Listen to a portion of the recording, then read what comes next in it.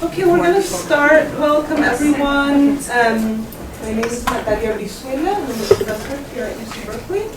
And I'm also the chair of the Center for Latin American Studies, and we are super excited to be hosting this event on indigenous strategies to defend the Amazon, a conversation between Ruth Alipaz Cuqui and Hayley Stewart. And I'm we are at the center really honored that Rios Two Rivers, and several units on campus contacted us to see if we would be interested in hosting, because this is related to a lot of current programming and attention that we're trying to bring to the center, particularly to questions of ecology and indigenous knowledge as a crucial path towards other futures for this planet.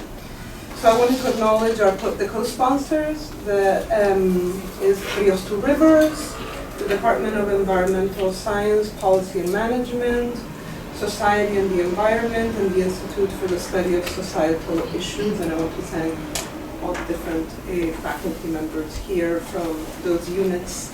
I'm going to very briefly introduce Ruth and Hayley, and then we're going to start. I'm going to introduce them in English, just that's how I have their bios, but I just want to get, there's a lot of us here that are ESL, like myself. English my third language, or my third language. So, but how many people here understand Spanish, can follow a conversation in Spanish? Okay, I'm not trying to make anyone feel left out. I just want to get a sense that if there was, everyone would like, yeah, I kind of can follow. Then we would have a conversation in Spanish so that our guest could speak in one of her language. It's fine, we'll do, but then we'll all also be generous and open to moments where language fails us in our different relationships to the many languages. And we'll all be helping in to make sure that we can all be part of the conversation. So Ruth Alipaz Cuqui, and I'm an environmental defender from Uchupiamona community in the Bolivian Amazon. She's also the general coordinator for Bolivia's National Coordination for the Defense of Indigenous, Campesino, and Protected Areas. Her efforts and leadership significantly contributed to halting the Chepete-Bala mega dam proposals in 2016 and facilitating gold mining contamination studies in indigenous communities in 2021, among many other successes and challenges in the fight against environmental exploitation in Bolivia. Today, with her, we will learn about a multi-year collaboration between indigenous communities and the nonprofit organization Rios Two Rivers to halt an environmental destruction and empower indigenous people to lift up their voices to protect their rivers, peoples, and cultures. And is here. And Hayley Stewart, here to my right, is a filmmaker and environmentalist. Since 2014, she has collaborated with Chilean, Bolivian, American, and Mexican indigenous and non-indigenous communities to film and raise awareness about the impacts of mega hydroelectric development. She has participated in film productions for environmental organizations, including American Rivers, Pacific Rivers, Rios Two Rivers, and International Rivers. A lot of rivers. Water is one of our main challenges. It has been, many rivers. And spoke at the 2017 Sun Valley TEDx event about the impacts of mega hydro development. She also teaches Spanish, biology, and algebra. I mean, like these two amazing women, it's like, well, do you sleep? Do you sleep? Okay. At the Traveling Boarding Kayak High School, World-Class Kayak Academy, and co-founded the organization Amazonian River. Amazonian River Allies, thank you, ESL Allies Bolivia. So join me in welcoming our two speakers. I wanted to also thank the Berkeley Center for Latin American and Caribbean Studies. I might be many times the face of it, but I hardly do anything here. And everything here is done by Janet Wagaman, by Julia Bird, and by Gregory Loden. And so I must to thank them for doing all the work.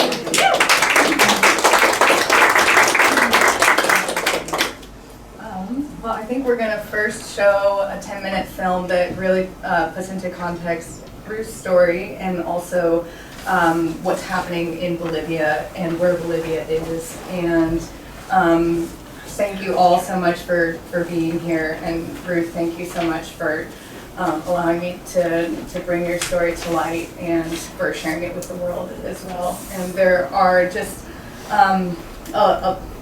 there's talks of sexual assault in this film, so just a trigger warning for that.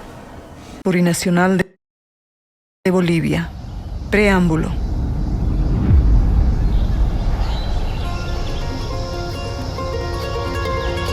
En tiempos inmemoriales se erigieron montañas, se desplazaron ríos, se formaron lagos.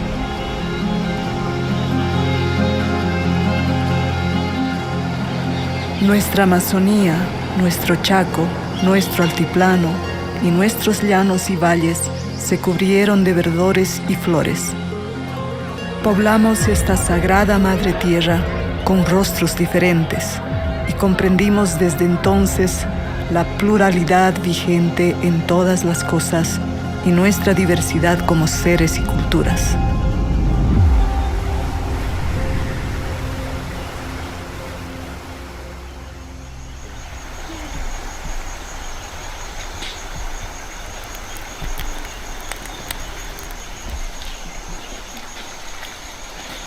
Qué lujo poder ayunar con vista al río. Imagínate de unos 28 metros de elevación hacia el Bala. Se empoza, pues, ¿no? Claro, vos lo trancas a los 20 metros, eso sube más arriba todavía el agua. No me deprima, pues. Por eso hay que disfrutar cada momento. Un poco llorando. Mi nombre es Ruth Alipaz Cuqui.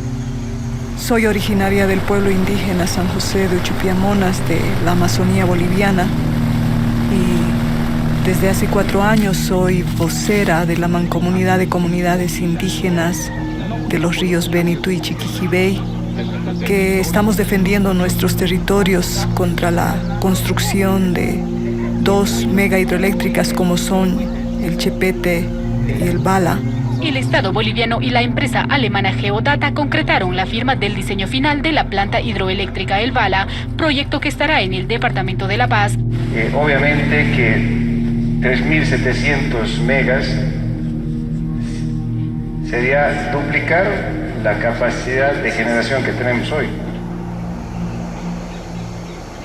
Primera cosa que tenemos que decir sobre Bolivia es que es un estado plurinacional.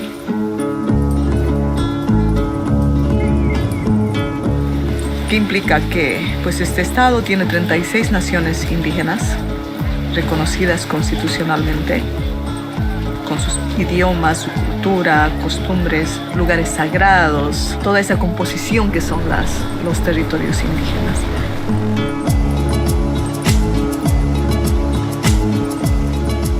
En el caso de la represa del Chepete y el Bala, ellos estaría afectando 6 territorios indígenas de las 36 territorios que están reconocidos en la Constitución. Y también estaría afectando 2 áreas protegidas que son la Reserva de Biosfera Pilón Lajas y el Parque Madidi. El Parque Nacional Madidi es un área protegida de interés nacional que se ubica en Bolivia, en el departamento de La Paz. Actualmente es conocida como el área de mayor diversidad biológica del planeta. Es decir, si trancamos este río, estamos impactando prácticamente todo lo que es el mar.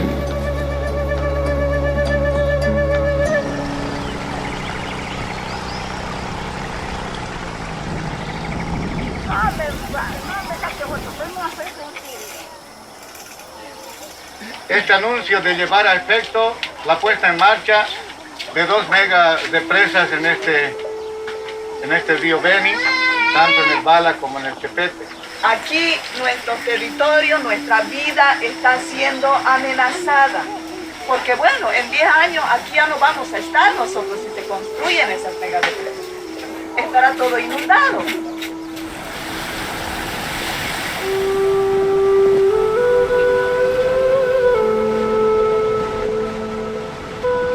Hemos sido olvidados y nosotros como comunarios aquí vamos a luchar. Si es posible, vamos a ofrendar nuestras vidas, compañeros. Verdaderamente. Lo que no entendemos nosotros es que los ríos tienen vida propia, ¿no? Puede ser tan tranquilamente hermoso como muy temperamental al mismo tiempo. Que un rato te muestra esa pacífica belleza, pero otro rato te muestra su furia, su poder, su energía. Es casi como una mujer que tiene un carácter fuerte, ¿no? Es igual. Y así como el cuerpo de una mujer que puede ser violado, y a mí personalmente me toca también eso.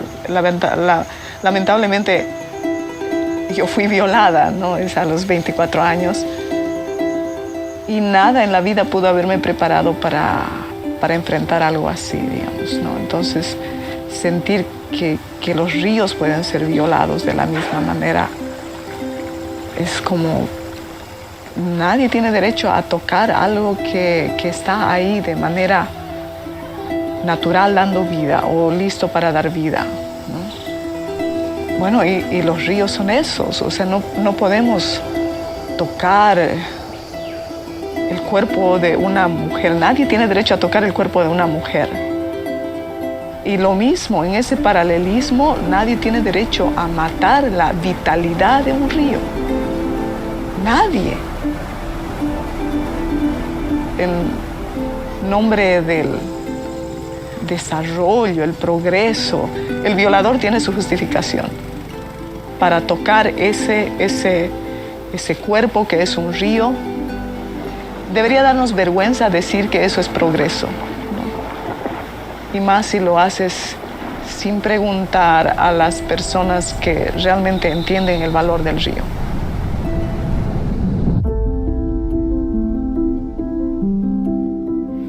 Vengo a pedir en nombre de mis hermanas y hermanos de las naciones Mocetén, Chimane, Tacana, Eseja, Leco y mi propio territorio Chiquiamona, que se respeten nuestros derechos y para hacer escuchar nuestras voces en contra de las mega proyectos hidroeléctricos Chepete-Bala que amenazan nuestra existencia y territorios.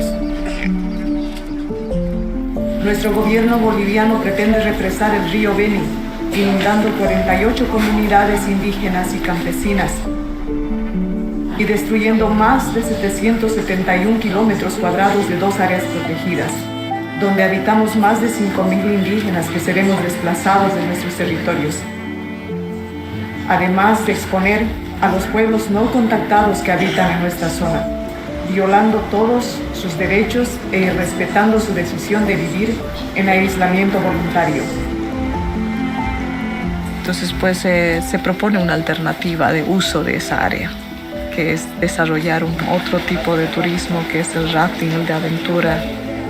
La actividad del rafting para el Parque Nacional Madrid implica una de las oportunidades más importantes que tiene el área protegida, porque ello nos permitiría hacer el monitoreo de la fauna, de la biodiversidad y poder involucrar a las comunidades originarias, pueblos indígenas.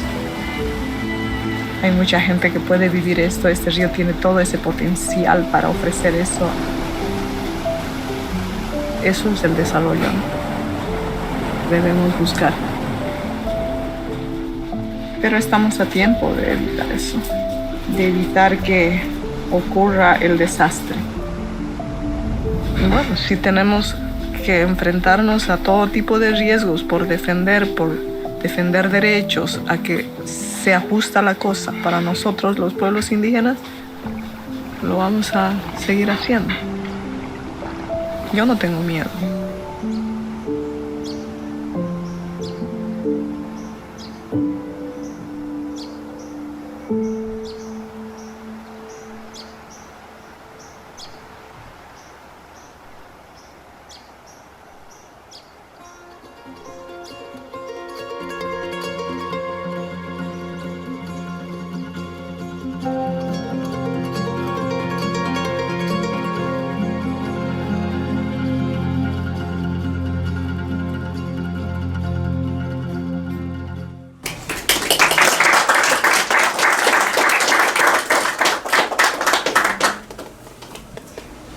Yeah, thank you. I think we can move on now to Ruth's presentation. And again, thank you, everyone. Thank you, Ruth.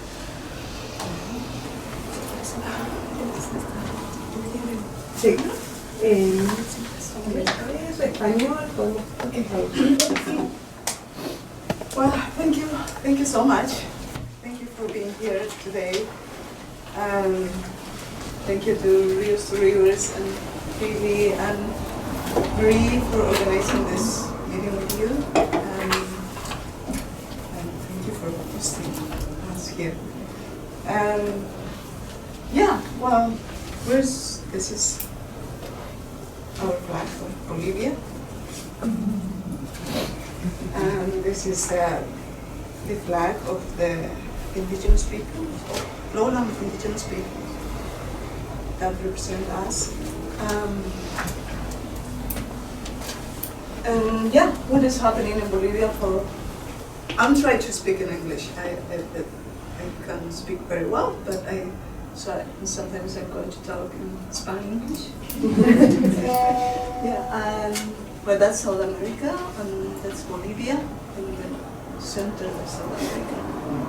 And this is the 9 departments that we had.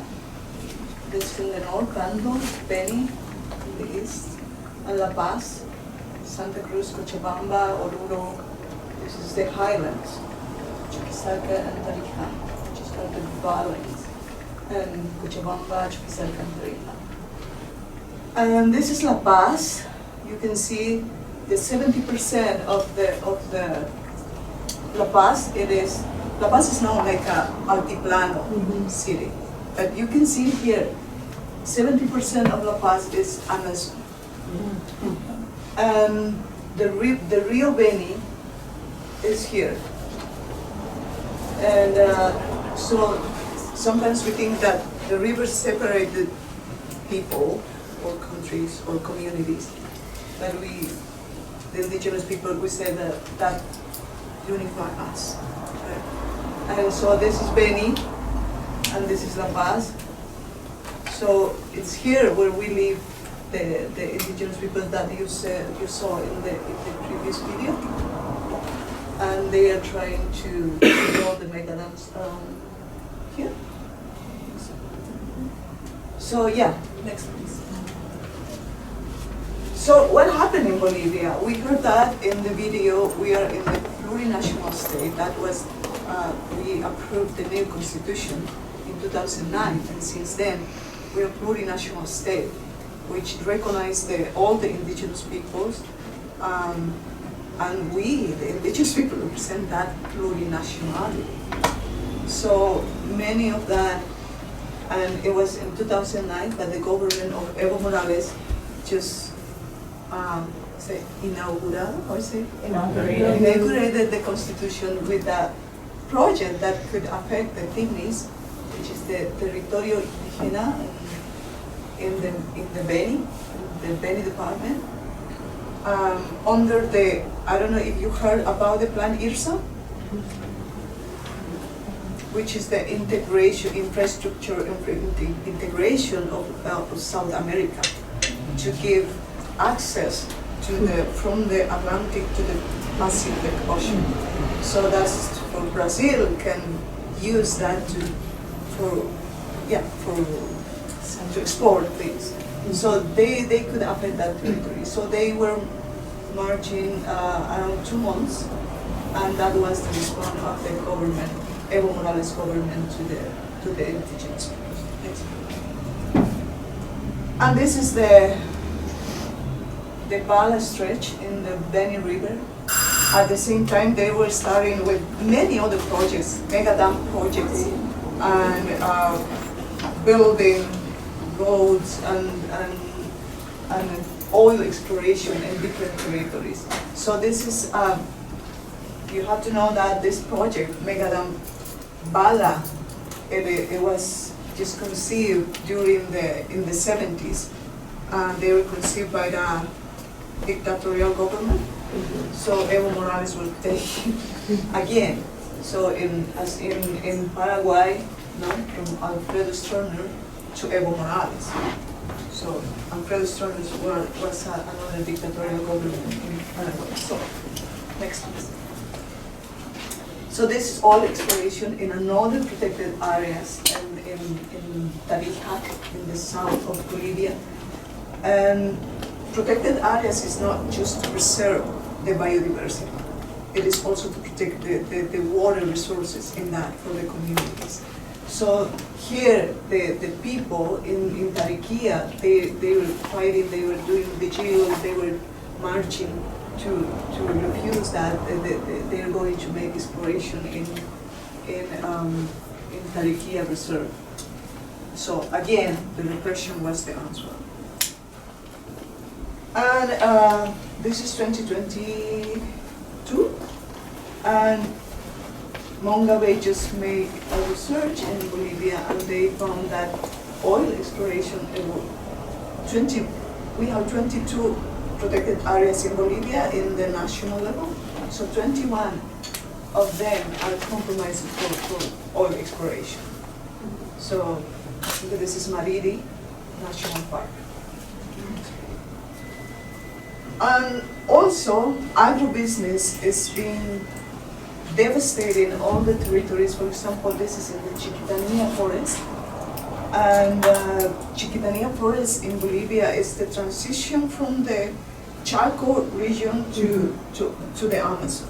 So this is a unique forest in Bolivia that we have only in Bolivia.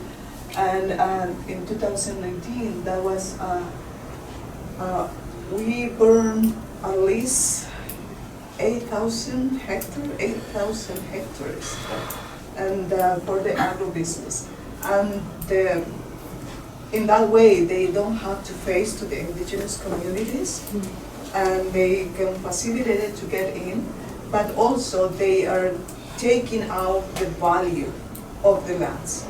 So that's the strategy, to use the burning the forest. And you can see this used to be, and that was in 2000. Next slide. And this is gold mining in the Amazon rivers. And this is the Apolobamba, another protected area in the transition from the Yungas habitat or the highlands habitat to Amazon. And they were all already devastated in protected area of Apolobamba. Next. And this is the Mapiri River, also in that area. So they completely destroyed the river, and that is going to the Mariri National Park. So this is just going to destroying everything. Next, please. And this is Mariri National Park. This is the Tuichi River that you saw in the video.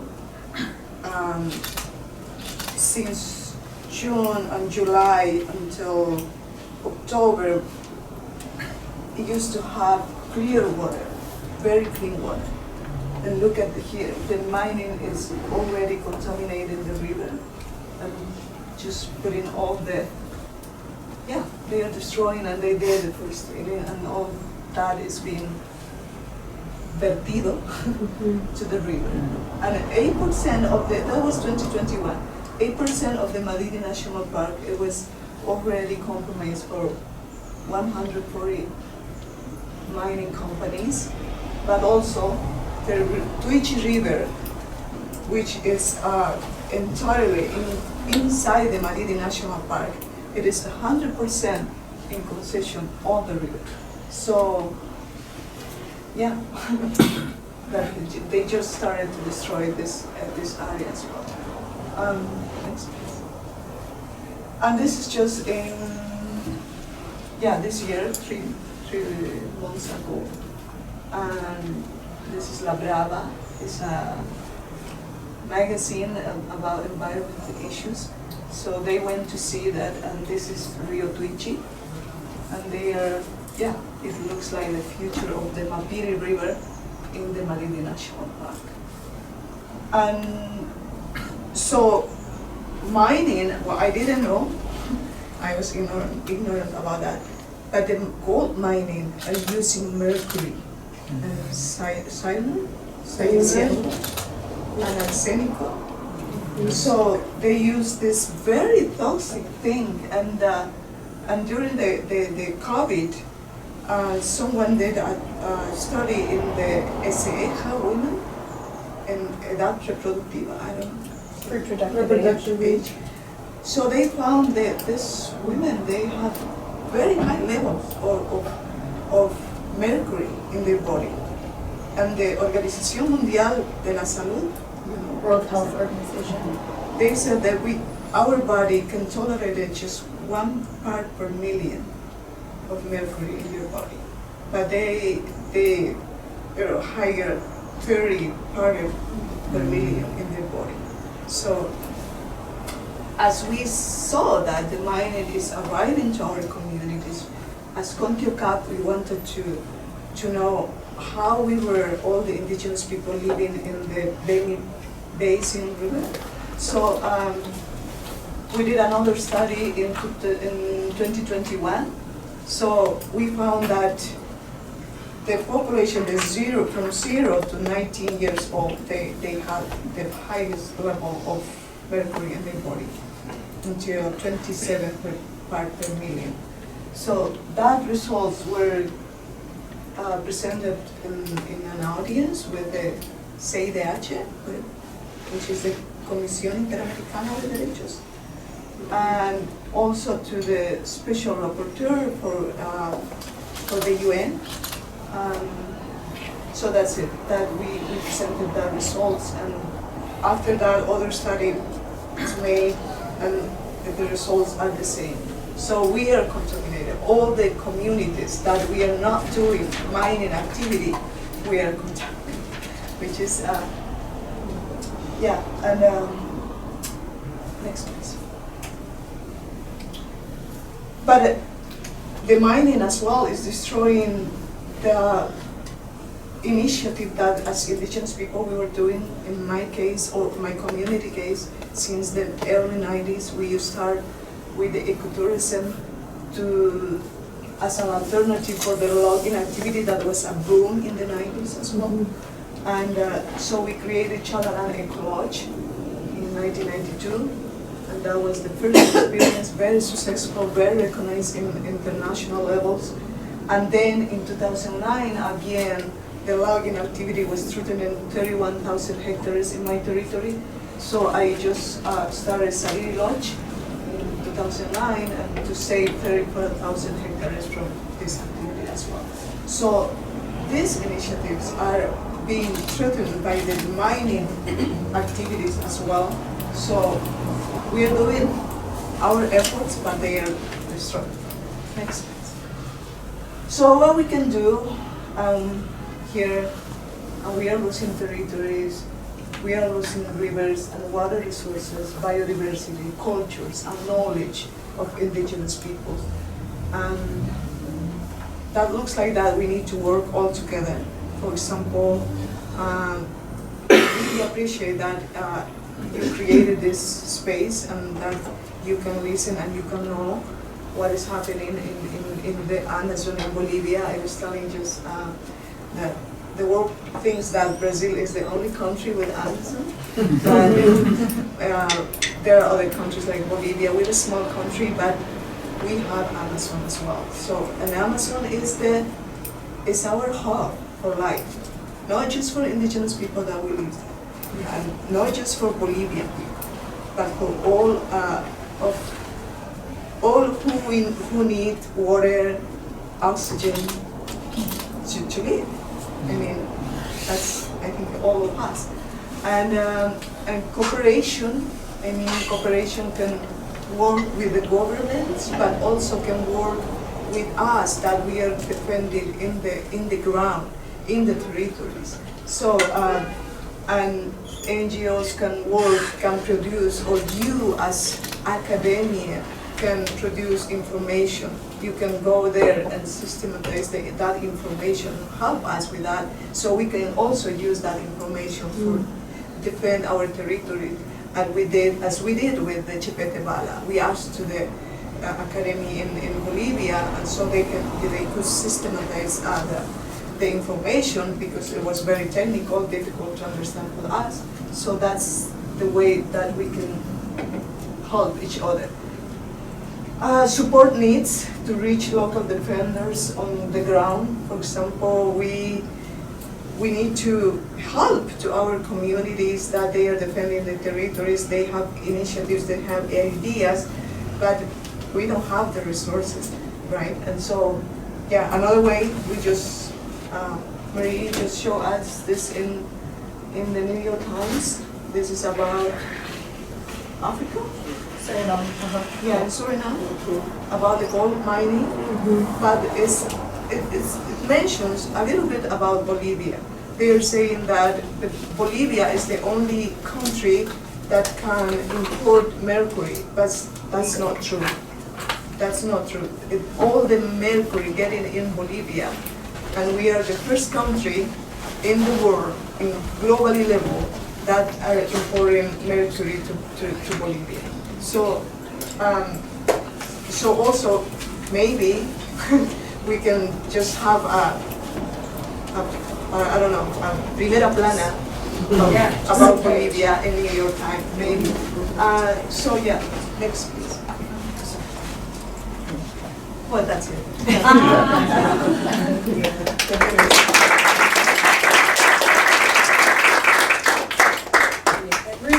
Ruth, can you explain a little bit more about CONTIOCAP and what CONTIOCAP is? Yeah. Well, in 2016, when we were in the vigil,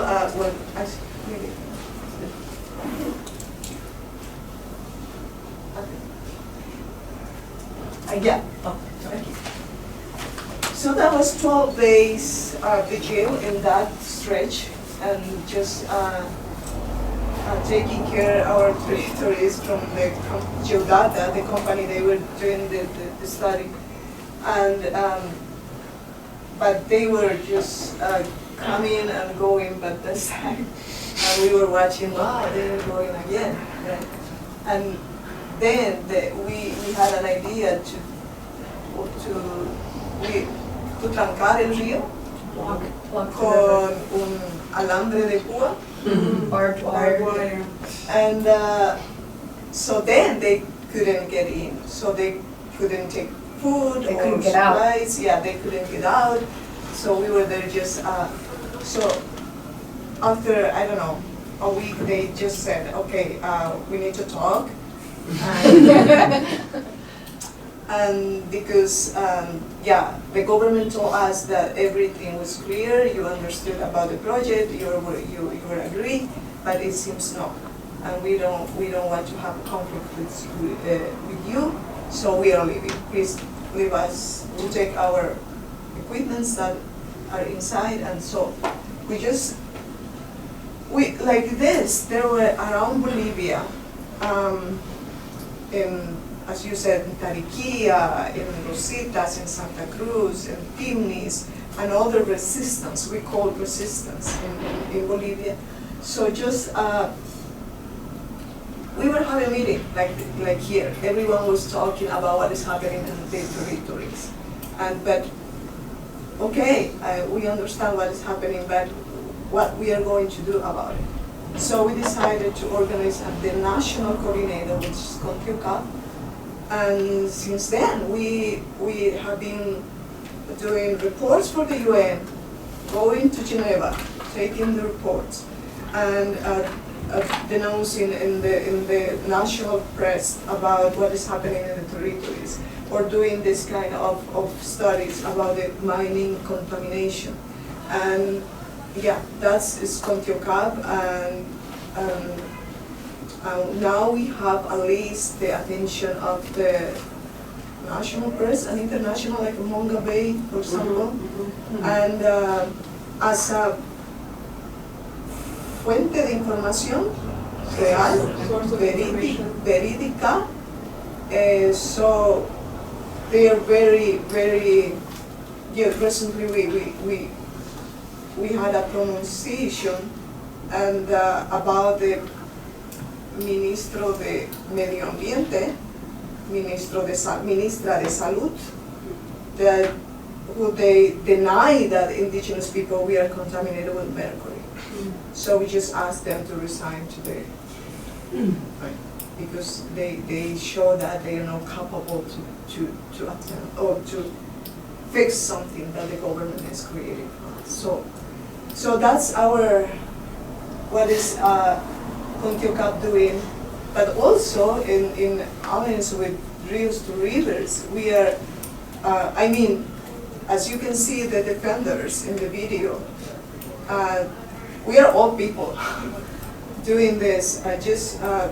We have some young people in their 40s or 30s, but we need to create new leaders in the territories.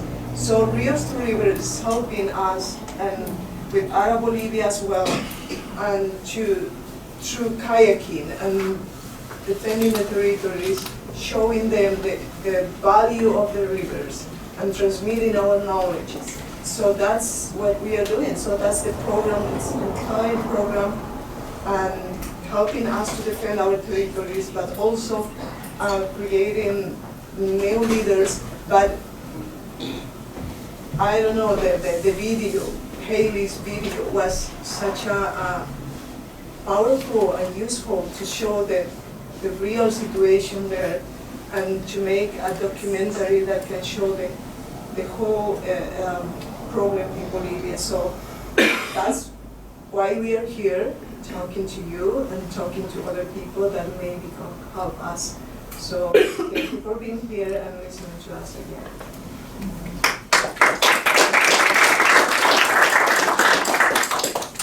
Hi, I'm Haley again, and just a little more information about what we're doing now, why we're here, is that we are on a 2-week trip to fundraise and also raise awareness for this Amazonian Rivers Initiative, which is this multi-year initiative to essentially stop this incredible protected area from being destroyed in the next 3 to 5 years by dams and legal and illegal gold mines. And by illegal, it's just so deregulated that nothing can really be considered legal or illegal. It's just such an informal market. So this initiative, it has kind of 3 components, and that one is this program through Rios to Rivers. We're going to show a short film. Rios to Rivers is a nonprofit organization that strives to inspire the next generation of river stewards, and it started by bringing kids from Chile who were facing dam proposals in Patagonia to the U.S. to speak with communities who had their dams or had their rivers dammed 100 years ago, to see what, to kind of jump in the time machine and then simultaneously get to travel through rivers and hear stories of those and learn about it. And so last year we did a pilot program, our first program in Bolivia, and for 3 weeks we brought kids from different communities from the Beni River Basin, but also from river communities in North and South America, from Chile and Peru as well, to come and learn together and bear witness to what's happening in Madidi National Park and the Beni River and its tributaries, the Tuichi and Quixubay rivers. And so we brought them rafting and kayaking, and it was an enormous and beautiful challenge, because to get to rapids in Bolivia, you actually have to go on an entire jungle expedition. And so we're combining a commercial trip with raft training with an expedition. And so that's an extraordinarily ambitious but incredibly powerful experience. And then the next week we actually brought kids up to beyond, the rivers in Madidi National Park, but just beyond the boundaries. That's where all the gold mining is really pressing on the park boundaries. And so to see with their own eyes, oh, this is what's happening, this is what's getting to my community, was incredibly powerful. And so we'll just, that's one component that this program that we want to keep doing year after year and maybe twice a year if we can. And the goal of that is to really help cultivate these local leaders and empower them not just in rafting and kayaking, but also in media and also in conservation and stewardship practices, and those curriculums are designed by local leaders. And then the second component is the defense that Ruth is really leading with CONTIOCAP. So doing things like getting legal action and facilitating gold mining studies and all those kinds of things that need to happen that might not quite fall under the Rios to Rivers mission statement. And then the third is we want to make a longer feature documentary film to really shed light on this region area. So without further ado, we'll just show, this is just a 2-minute trailer for a 10-minute film that's coming soon, and it's just from our pilot program last year, just to give you kind of a taste.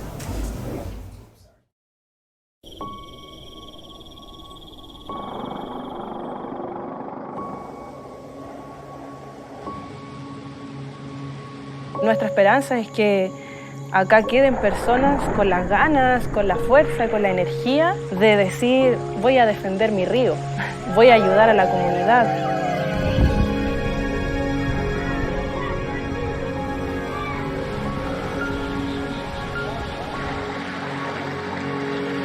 When a couple of the participants pulled me aside later and asked me, how do we start a club? Like, how do we keep doing this? Because this has gotten us really excited and it's really fun, and we think that if we can get other kids really excited, they're gonna care about the river too, and it was more than I could have ever dreamed of.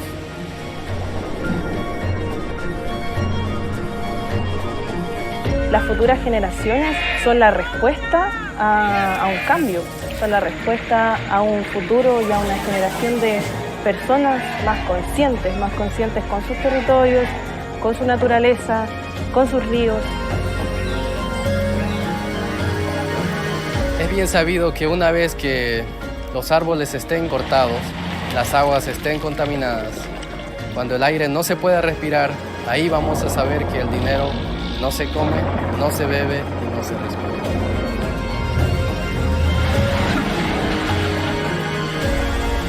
Hay una forma muy bonita de hacer protesta y es el deporte. Entonces esos espacios nos dan la oportunidad de poder hacerle frente a un problema sonriendo con deporte, y eso es lo bonito de todo, ver a todos felices, pero por una buena causa.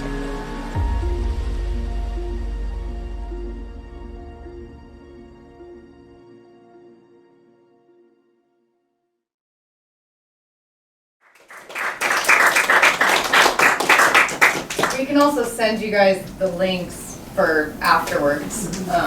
Is there time for a few questions for Ruth? Yes, I think right now we can open it. Yeah. Would you like to respond to some questions? Yeah. Yeah. Raise your hand if you have a question, and we'll get a couple. We'll start with you. I wanted to ask Ruth, you mentioned that there's this big camino or route that's going from the Atlantic to the Pacific, like it's this huge mega project to connect, that Brazil is really behind it.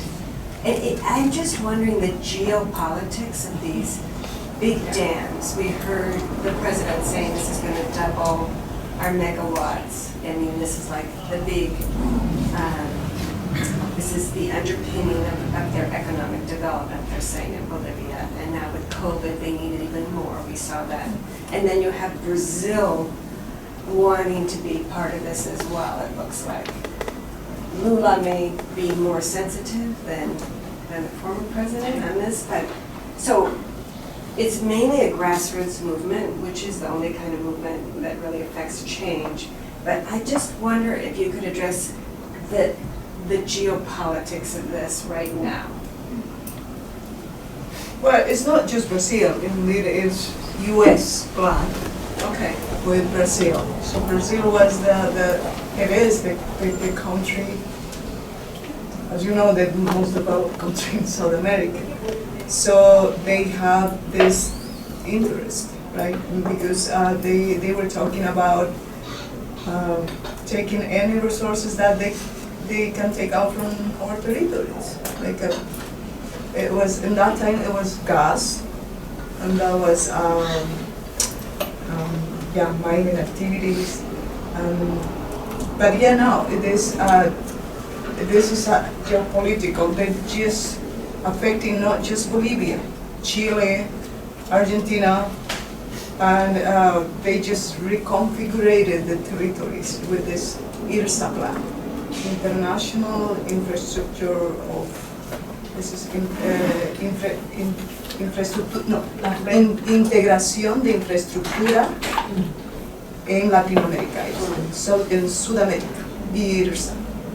Entonces, there is a reconfiguration of where it's going to go via hydrovías and roads and mega dams that they are going to provide energy to this huge plan. Yeah, it's controlling the territories. It's a geopolitical interest. Control. And China. In China. Which now China is just behind that, building bridges and things like that. And also even the Chepete-Bala now, since we were against the World Bank, because the first candidate to build that was the World Bank, then it was Brazil itself, and then now they are Chinese, and Chinese is more difficult to track how they, I don't know, ¿a quién le vamos a decir China está construyendo una represa? No, China es difícil de denunciar. No. Entonces, so that's the situation with China as well now. Really they are behind. behind, for example, they're behind of the gold mining in the territories. For example, they are going to arrive to our communities to organize a little cooperativa, and they're going to just go in association with them, and that's in that way they can avoid to paying taxes and regalías. I don't know what is the profit that they are just paying 2% in Bolivia, which is ridiculous. But this 2% it is just to finance the buying the oil, the combustibles that is being used in the mining activity. So for Bolivia, we are not no benefit. Yeah, no benefit for Bolivia. So, but what is happening there? It is the miners are the political base of the mass party in the government. I mean, so they, in that way, they can just keep themselves in power. So, yeah, so it is more difficult than just the mining activity. It is also a political interest. And Lula was they financing the road in Timis. It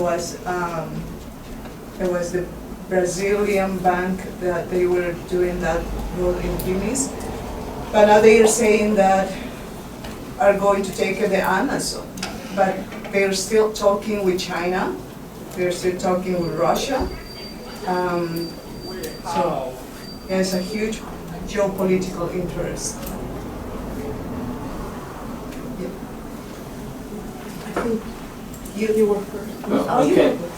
So sorry, I just wanted. You mentioned that the company, at least initially behind the mega project, was German, and of course a lot of the mining companies are Canadian. So I'm wondering whether you've been able to get support from environmental and civil society groups in Germany and in Canada who could raise the issues in the countries where these profits are going to be made. Unfortunately, the information that the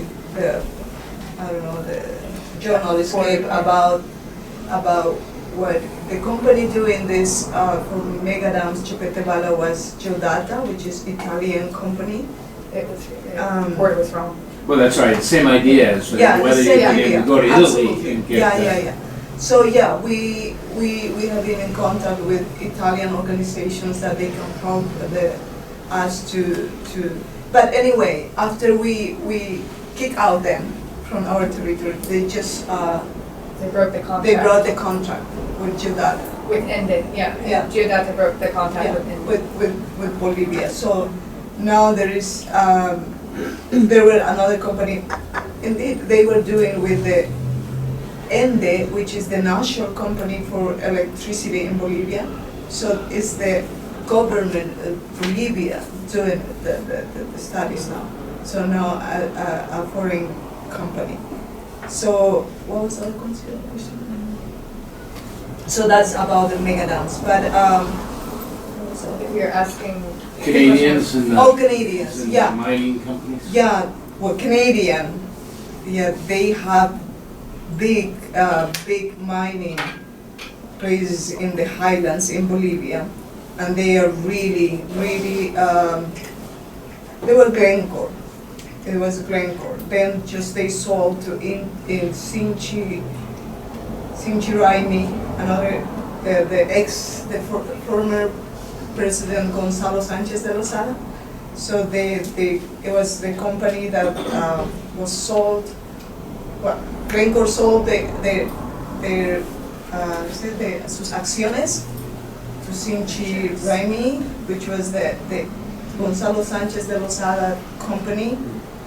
And now this is Silver Mining, Santa Cruz Silver Mining, which is a Canadian company that has this, they are in that area.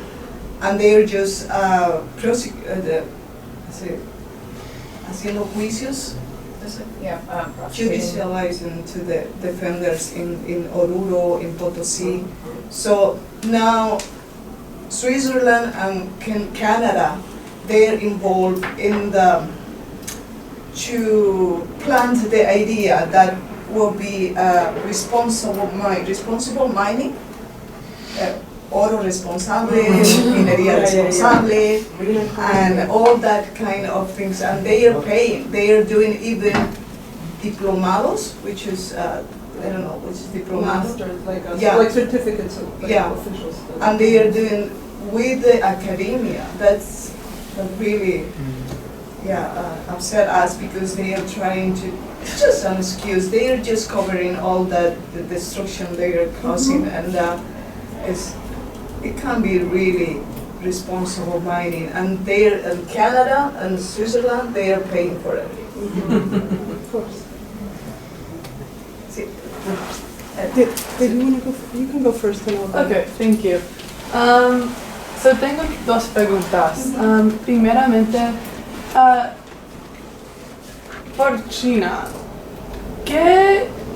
what does China have to gain from being involved in Latin America? Because the U.S., it's right there, open trade, I get it. But is it a Cold War evolution kind of thing? That's my first question, and then I have another one, but I'll wait.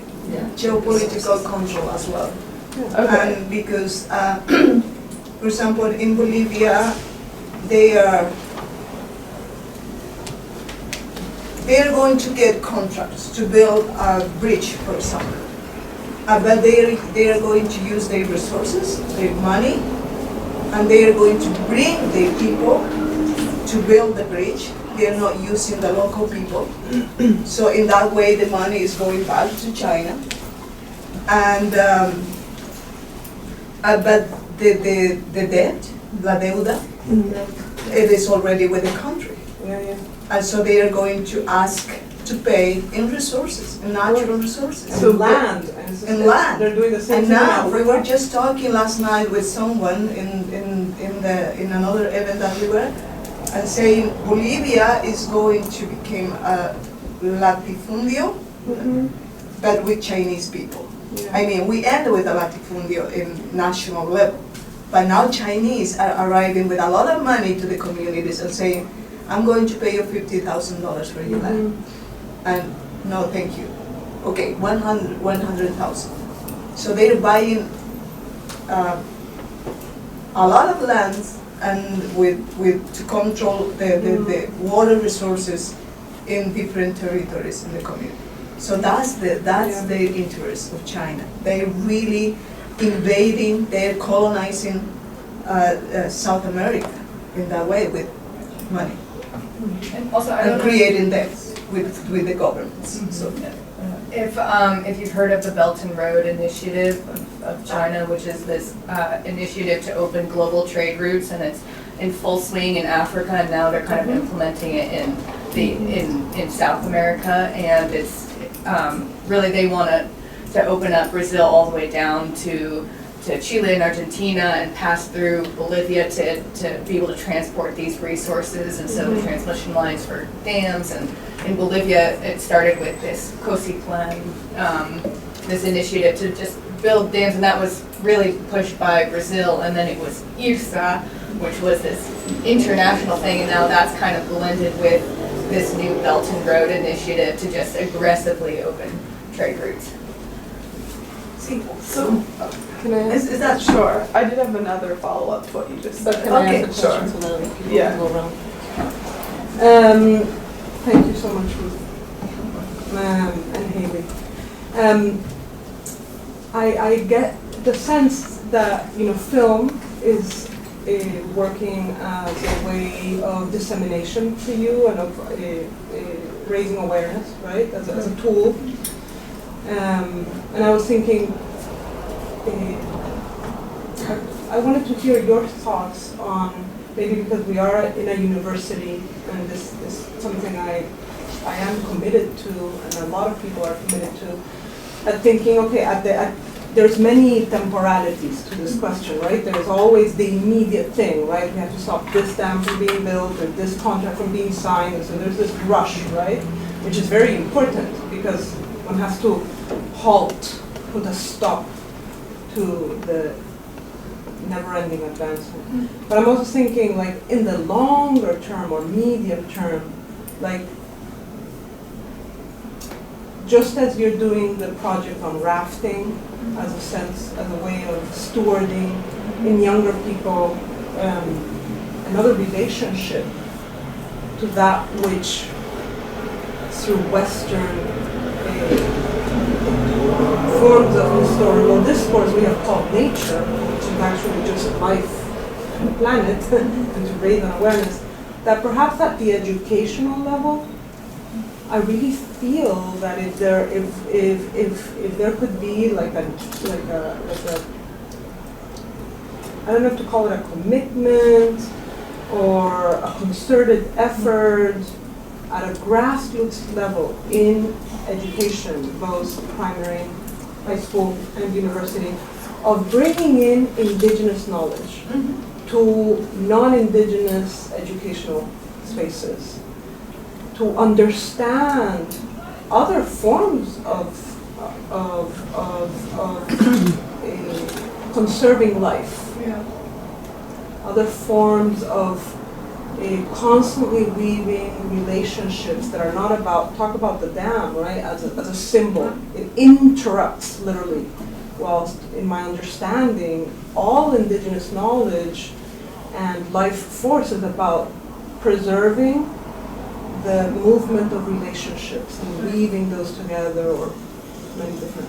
And so I'm wondering, in what, and I know many people are doing this individually, start, teaching indigenous knowledge from Latin America, in universities and schools, in Latin America, in the US.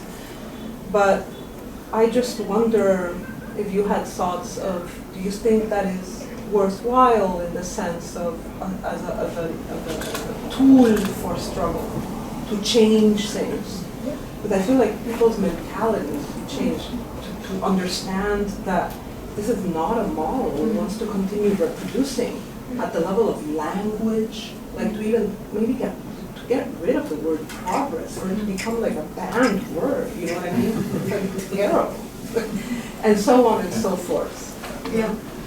Well, I think we were just drive from Aspen, Colorado with Haley to arrive here, yes, 2 days ago. 2 days ago. You drove? Mm-hmm. Oh. Yeah.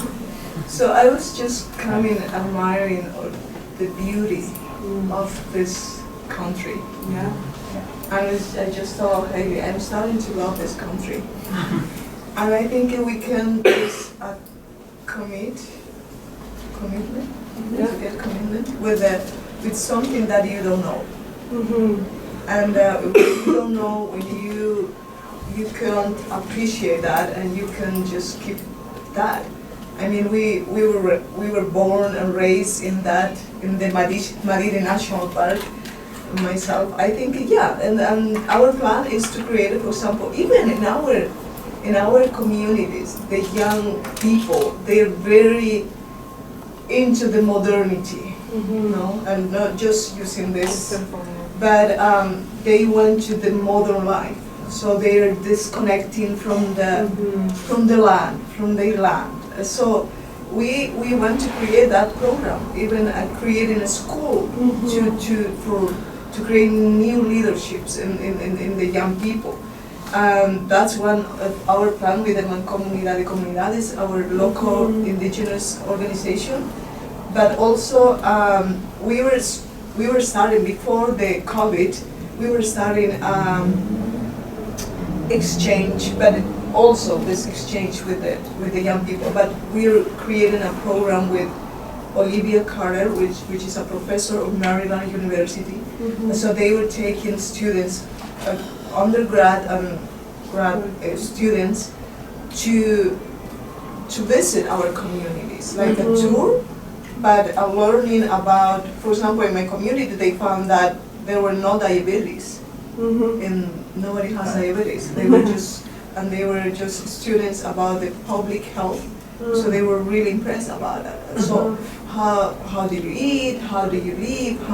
So I think we are a source of many knowledge as indigenous people, so that we can just exchange with the modern academia, or I think we need to understand how we are destroying our lives sometimes.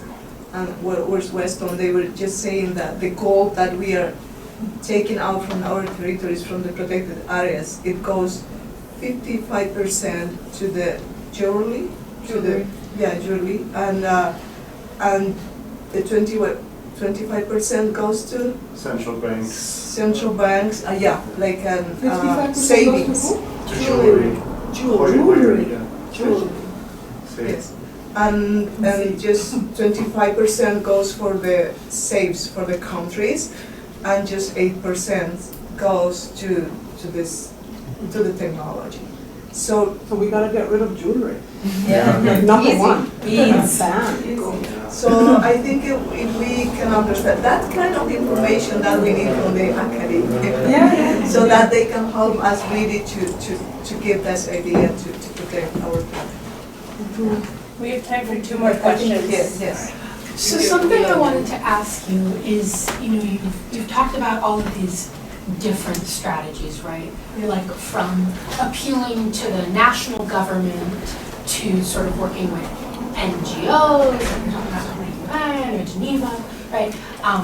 To spreading awareness with these films, to working in your own sort of communities, to collaboration with research, to even like direct action, like putting barbed wire and like actively physically preventing these projects from going forward.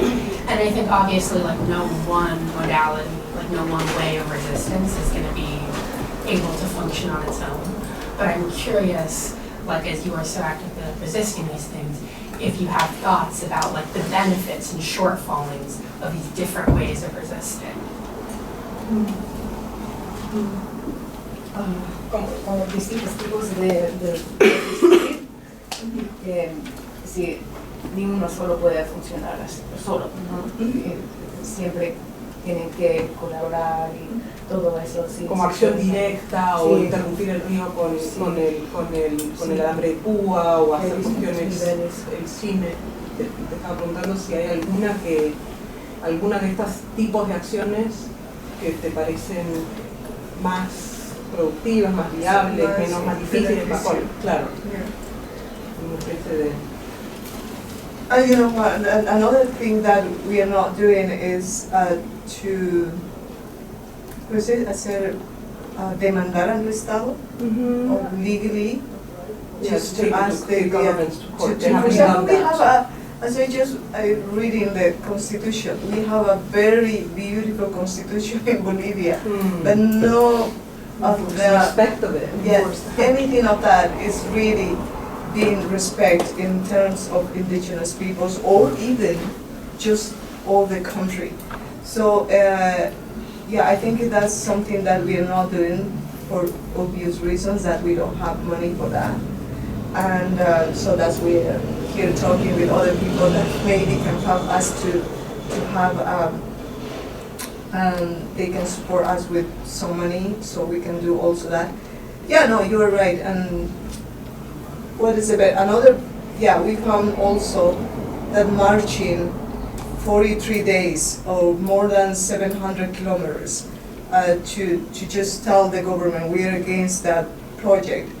It is really very, very, I don't know, inhumano? Inhumane. Yeah, to marching in that way. So I think there are this kind of other strategies. We stop them. I mean, doing the vigil and the denouncing all that. Obviously, they are now just, for example, since I went to the UN, my house is just to be taken by the government. So it seems that we are doing something. Well, I'm thinking here when the Dakota Access Pipeline and Standing Rock happened, and the way in which these very seemingly simple strategies that mostly have to do with social media, just mobilize, like all of us. I'm not saying that changes the world, but it brought us kind of attention that in this country, in the years, 25 years, I have not seen. But it's like, suddenly everyone had their social media image changed to like, I stand, or I am Standing Rock, or you know what I mean? Like all these different details surrounding the use of social media that just pushed a type of awareness cross-generational. Just making, I don't know, I know that TikTok is not legal here, but there are other social media that maybe you can say, for example, do you know that in gold mining is just, I don't know, destroying indigenous people, protected areas, or, for example, we were thinking that indigenous young people can demand to the government, for example, or presentar una demanda, because they are destroying their future. Yeah. I mean, we are defending, but we are not going to use that resources in 20 years or 30 years. It will be for the young people. Yeah. So that's it. So you should really be concerned about that and just telling the governments that, you know what, you're destroying my water resource. Yeah. You're destroying my future life. So I think that's how the young people can really be involved. But if you don't know that, obviously you can't say anything. Yeah. That's why we are here. So thank you for this. Hola, yo voy a hacerlo en español. Por favor. Sí, no quiero forzarlo más para que haga. Mi nombre es Henry, yo soy de Guatemala originalmente, yo soy indígena también. Does anyone need interpretation? Yeah, just let me know. I'll be happy to interpret. But thank you. Yo llevo muchos años aquí en Estados Unidos y es el mismo problema que están teniendo todos los indígenas de América, ¿verdad? No solo Sudamérica, Centroamérica, lo que vemos en México, el Tren Maya, está destruyendo. Y quién está atrás de todo eso, pues es ya dijiste, los lead countries, ¿verdad? Como todo Estados Unidos, ¿verdad? También en Guatemala, no sé si supiste cuando los indígenas sacaron al presidente Otto Pérez Molina porque estaba destruyendo las comunidades indígenas a través de genocidios como las minas y estos megaproyectos, ¿verdad? Mi pregunta como yo, ¿verdad? Dijiste que, ¿verdad? Nosotros estamos viejos, ¿verdad? O ya estamos en esa madurez. El mensaje para nosotros, ¿verdad? Porque yo estoy aquí y también es mi tarea. Una vez alguien me dijo, es tu tarea, Henry, de que ahora tienes que proteger la vida. En Guatemala está la vida, en las comunidades indígenas está la vida. ¿Qué consejo, verdad? Ya mencionaste unos, que la educación, ¿no? Pero ¿qué más? Yo, como aprendiendo de usted, ¿verdad? Para poder unir atrás y batallar y hacer la lucha, ¿verdad? Contra nuestra gente. Porque a veces es muy difícil. Por ejemplo, yo vengo de una comunidad que amamos el idioma dominante, ¿verdad? No hablamos español, menos el inglés, ¿verdad? Que eso es de afuera, ¿verdad? ¿Cómo podemos llegar a los corazones de esas comunidades indígenas, ¿verdad? Porque podemos escribir muchos libros y todo, pero ¿cómo podemos llegar para que luchemos juntos, ¿verdad? Para que la voz llegue. Gracias, y solo que tengo poquito tiempo porque no voy a ir a una clase. So, thank you, gracias. Sorry about that. Really quick. Gracias, Henry, gracias por tu pregunta. Y bueno, la verdad que no sé cómo, porque cuando el gobierno entra al territorio, or when the government goes to the territories, they divide us. They're going to put each other. For example, about us, when I went to the UN, they said, oh, she's not an indigenous woman. She's a businesswoman.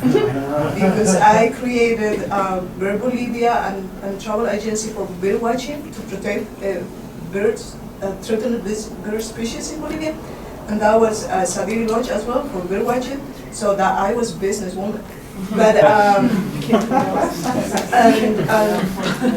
but I think and then they're going to say, oh no, they're earning a lot of money with you, and they're using you, and they're going to go to talk with the community. So then you are not welcome in the communities. But you know what? If you are going to abandon them in the hands of the government, you're losing. Okay? So our responsibility is not to abandon the communities. Just keep talking, just keep going. And just, I know that you need